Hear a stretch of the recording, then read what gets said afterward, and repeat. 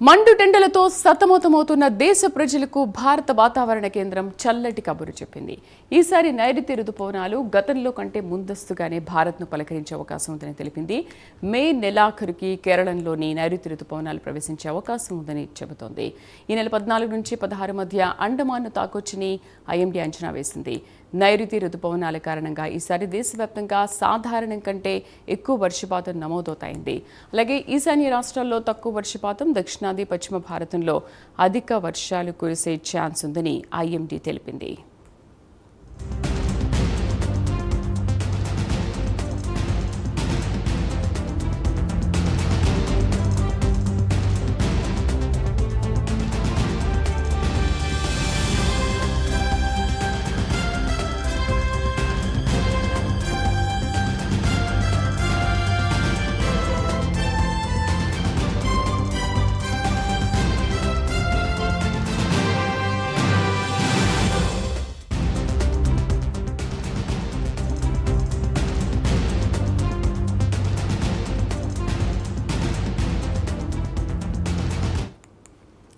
దేశ ప్రజలకు భారత వాతావరణ కేంద్రం చల్లటి కబురు చెప్పింది. ఈసారి నైరుతి రుతుపవనాలు గతంలో కంటే ముందస్తుగానే భారత్ను పలకరించే అవకాశం ఉందని తెలిపింది. మా కరెస్పాండెంట్ నరసింహ పూర్తి సమాచారాన్ని లైవ్లో అందిస్తారు. నరసింహ, మండు టెండలతో సతమతవుతున్న భారత ప్రజలకి అసలు ఎలాంటి హెచ్చరికలు జారీ చేసింది వాతావరణ శాఖ? ఈసారి ముందస్తుగానే రుతుపవనాలు వచ్చే అవకాశాలు ఉన్నాయంటుంది కదా, అంటే మే నెలాఖరులో వచ్చే అవకాశాలు ఉన్నాయా? ఐఎండీ ఏమని చెప్పింది?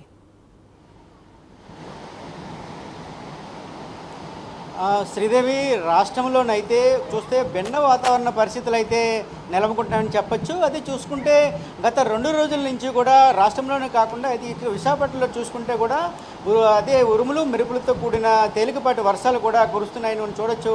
అదేవిధంగా గత రోజు ఆనందపురం మండలంలోని ఏదైతే ఒక వ్యక్తి పిడుగుపాటుతో ఒక వ్యక్తి అక్కడికక్కడే మృతి చెందారు. అదేవిధంగా మరో ఇద్దరికి కూడా గాయాలైన ఘటన కూడా చెప్పవచ్చు, గాయాలైన ఘటన కూడా నెలకొంది. అదేవిధంగా చూసుకుంటే ఈసారి ఏదైతే ఋతుపవనాలు ఉన్నాయో త్వరితగతిన ఏదైతే జూన్లోని మొదటి వారంలోనే వస్తాయని కూడా ఇప్పటికే ఏదైతే ఉన్నారో అధికారులు కూడా చెప్తున్న పరిస్థితి అయితే నెలకొంది. అదేవిధంగా ఈ గత రోజు మన్యం జిల్లా తదితర ప్రాంతాలలో కూడా భారీగా ఏదైతే ఉన్నాయో పిడుగులు పాటి వర్షాలు పడడంతో కూడా భారీగా చెట్లు కూడా నెలకొరిగాయి. అదేవిధంగా చూసుకుంటే రానున్న 2 రోజులు కూడా అదేవిధంగా తేలికపాటి వర్షాలు కూడా కురుస్తాయని కూడా ఇప్పటికే వాతావరణ శాఖ అధికారులు అయితే చెప్తున్న పరిస్థితి అయితే నెలకొంది.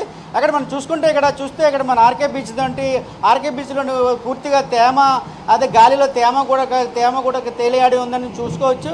గాలిలోని భారీగా తేమ వాతావరణము, మబ్బుతో కూడిన వాతావరణం కూడా సముద్రం పై ఎత్తున కూడా మనం ఉన్నదని చూసుకోవచ్చు. మనం చూడొచ్చు ఇక్కడ విజువల్ రూపంలో మనం ఇప్పుడు మన కెమెరామెన్ చూపిస్తున్న పరిస్థితి అయితే నెలకొంది. అదేవిధంగా మే 15, 16 తేదీలలో అయితే అండమాన్ ప్రాంతానికి నైరుతి ఋతుపవనాలు కూడా తాగుతాయని కూడా చెప్తున్న పరిస్థితి అయితే నెలకొంది. కేరళకు కూడా ఋతుపవనాలు తాకిన వెంటనే మనకు కూడా అదే ఆంధ్ర రాష్ట్రానికి కూడా ఋతుపవనాలు తాకే అవకాశం ఉందని కూడా చెప్పవచ్చు. అయితే ఇంకా కూడా విభిన్న వాతావరణము నెలకొన్న నేపథ్యంలో కూడా అటు వేడిగాలులు కూడా వీస్తాయని కూడా అధికారులు వెల్లడించారు.